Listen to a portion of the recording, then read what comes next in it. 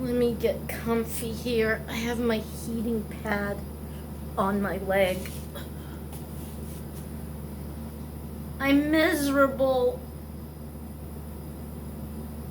but at least I'm in a very nice foo-foo room. The first thing I'd like to say about foo-foo is it's not frou-frou. No, no. Frou-frou does not come from the word I devised, which is foofy. Foofy. You know, have you ever felt a soft, fluffy dog or a little newborn kitty that's all soft and foofy? Now, frou-frou won't cut the mustard on this one. It has to be foo-foo or foofy, and that's all there is to it. So I'm enjoying my foofy room here, and but I'm miserable.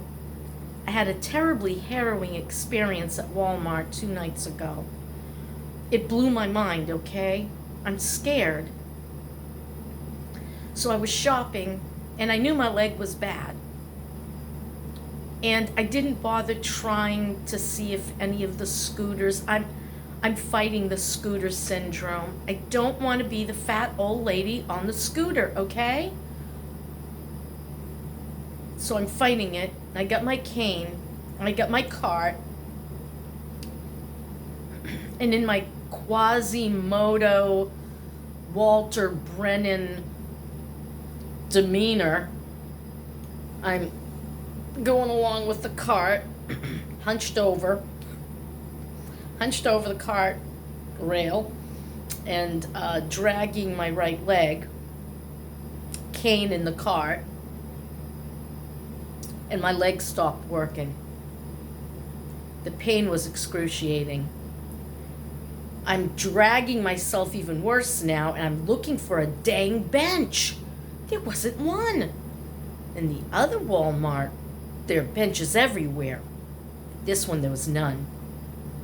So I came upon a couple of mannequins standing there on a little platform box. And I said, "Excuse me, but I need to rest." So I sat down next to them. Of course, they were standing. And I rested up for a few minutes. And I contemplated calling my kids and saying, "You got to come get me and bring a scooter."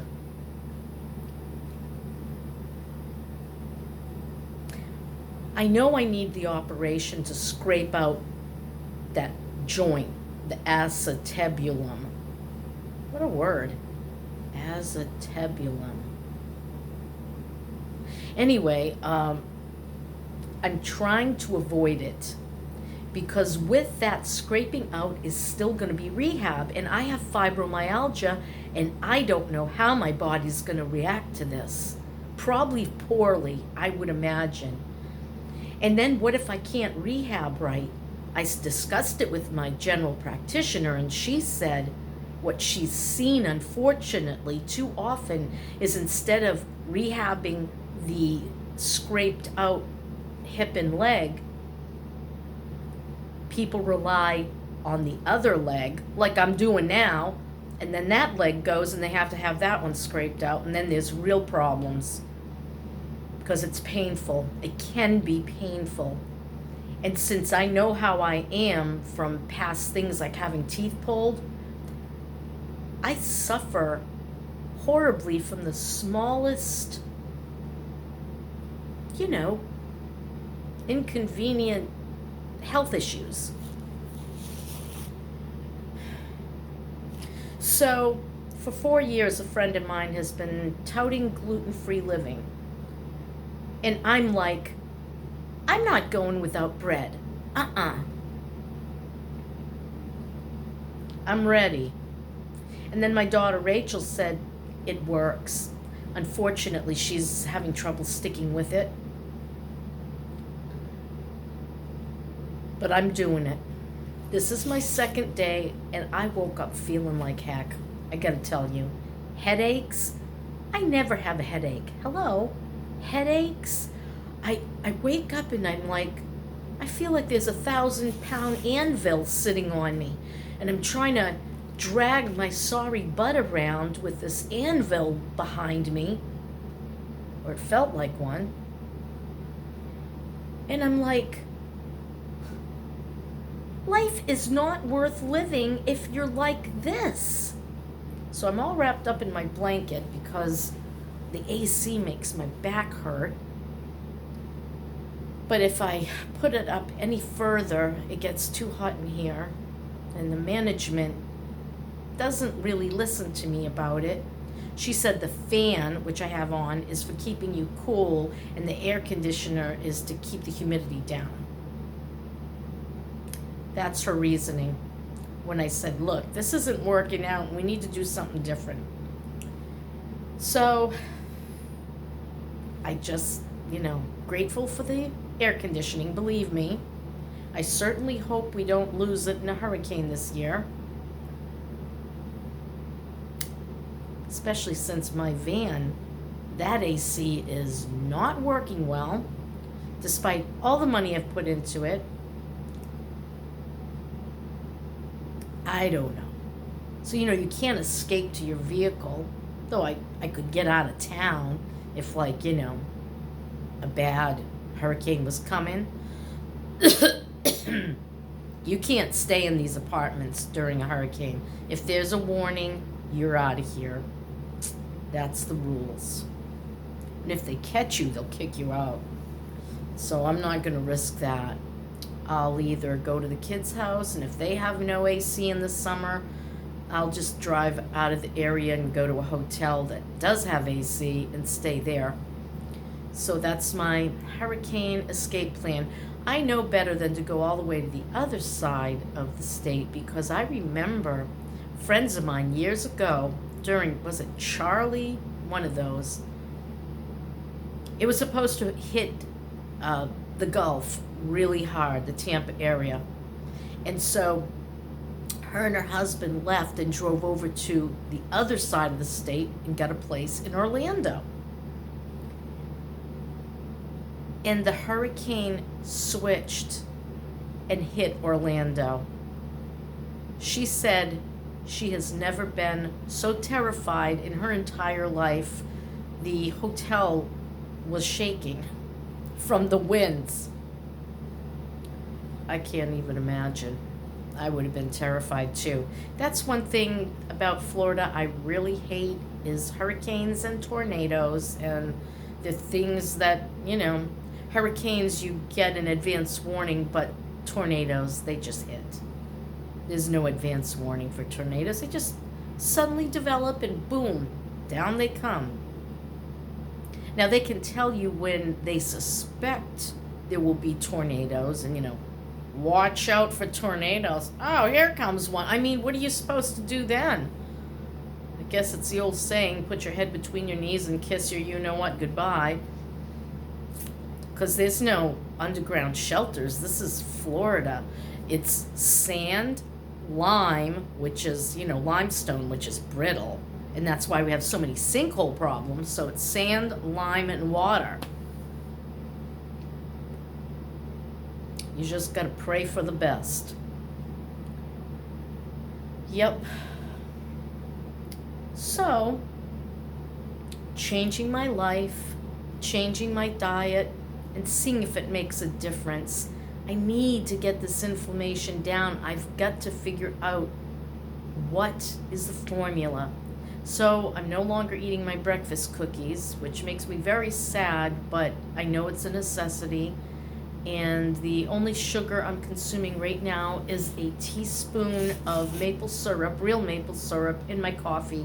Because I like to take a little of that bitter feel away with a little sweetness. Because as I said, though, it's a funny thing. As I continue on this weight loss journey, I feel like I'm starting to get glimpses of my taste back. And I'm wondering how much of the taste loss is inflammation. I don't know. But I know my hip is inflamed to high heavens. Yep.